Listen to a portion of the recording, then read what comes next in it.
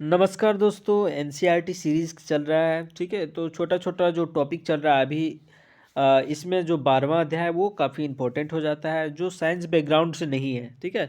उनको ये समझना चाहिए कि 6th क्लास जो बेसिक होता है उसको बार-बार रिकैप करें, तभी जाके वो बढ़िया अंडरस्टैंडिंग कर पाएँगे और जानते हैं कि चाहे बीपीएससी हो, एसएससी हो, आरआरबी हो, यूपीएससी हो, सब में साइंस का जो वेटेज है और अंडरस्टैंडिंग है, अब काफ़ी ज़्यादा बढ़ गया है ना? इसलिए छोटा-छोटा चीज़ों को ध्यान में रखना काफ़ी इम्पोर्टेंट हो जाता है, ठीक है? तो हम लोग देखते हैं विद्युत और परिपथ जैसे करंट है, ठीक है? और उसका जो सर्किट फॉर्म होता है, वो किस प्रकार आगे बढ़ती है ना?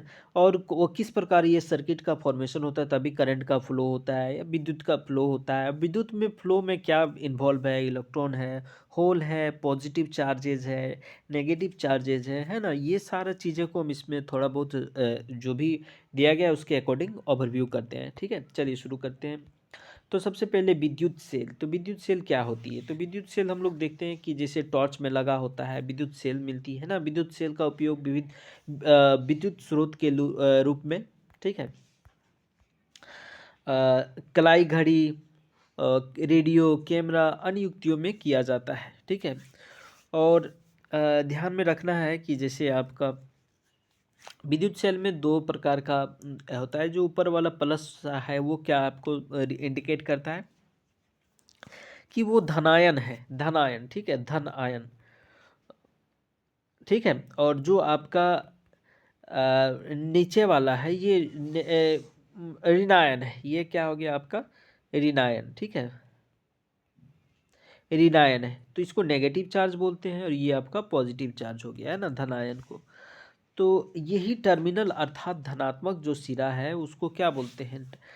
एक प्लस रहेगा पॉजिटिव टर्मिनल उसको धनात्मक सिरा कहेंगे और जो एक दूसरा होगा ऋणात्मक अर्थात ऋणात्मक टर्मिनल होगा उसको बोलेंगे जो नेगेटिव वाला है उसको ऋणात्मक टर्मिनल बोलेंगे, ठीक है?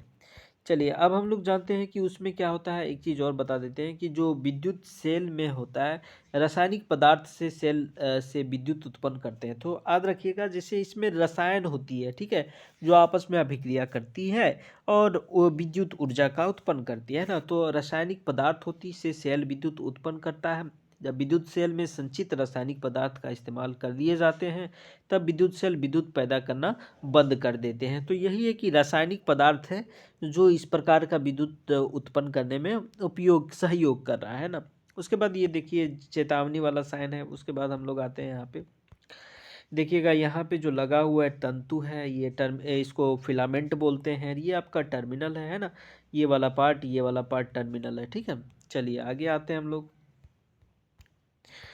अब हम लोग जैसे एक सर्किट है, किस प्रकार सर्किट का अरेंजमेंट हो रहा है, इसमें कुछ क्रियाकलाप दिया गया है। जैसे पॉजिटिव वाला है, रेड टर्मिनल जो आपका पॉजिटिव टर्मिनल है उसको रेड वायर से कनेक्ट किया गया है, जो आपका नेगेटिव टर्मिनल है उसको ब्लू वायर से कनेक्ट किया गया है, ठीक है? इस प्रकार हम लोग एक यहाँ मान के चलिए बल्ब लगा देते हैं।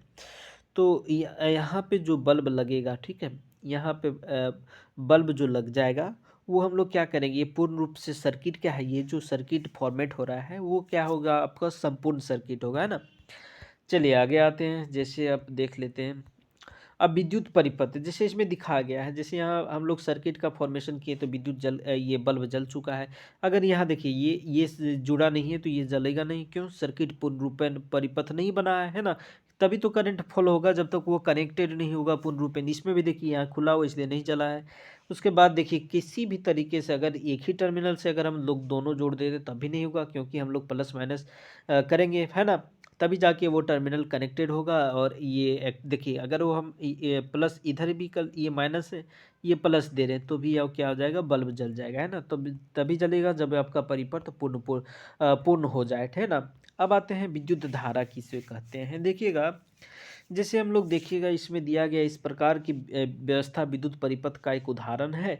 विद्युत परिपथ विद्युत सेल के दो टर्मिनल को बीच विद्युत प्रवाह, मतलब हम लोग देखते हैं कि जो विद्युत प्रवाह हो रही है के संपूर्ण पथ को दर्शाता है। बल्ब केवल तभी दीप्त होता है जब परिपथ विद्युत धारा प्रवाहित होती है। जब परिपथ में विद्युत धारा प्रवाहित होगी तभी बल्ब जलेगा, और ऐसा तभी होगा जब हम लोग एक पॉजिटिव टर्म को पॉजिटिव टर्मिनल से कनेक्ट करेंगे, नेगेटिव टर्म को नेगेटिव टर्मिनल से कनेक्ट करेंगे। देन जो सर्किट आपका फॉर्मेट हो रहा है वो परिपूर्ण सर्किट हो रहा है, देन आपका करंट फ्लो करेगा। ओके, चलिए अब आते हैं इसमें, और इसमें कुछ नहीं, सिर्फ क्रियाकलाप है जो आगे वही बताना चाह रहा है कि किस प्रकार सर्किट फॉर्मेट होती है। तो विद्युत जो स्विच है हम लोग क्या करते हैं, ये कनेक्शन प्रोवाइड करवाता है। अगर परिपथ आपका जैसे मान के चलिए स्विच ऑन है तो ये क्या कनेक्शन प्रोवाइड करे, परिपथ पूर्ण हो गया, ऑफ है तो मतलब परिपथ कट गया है ना।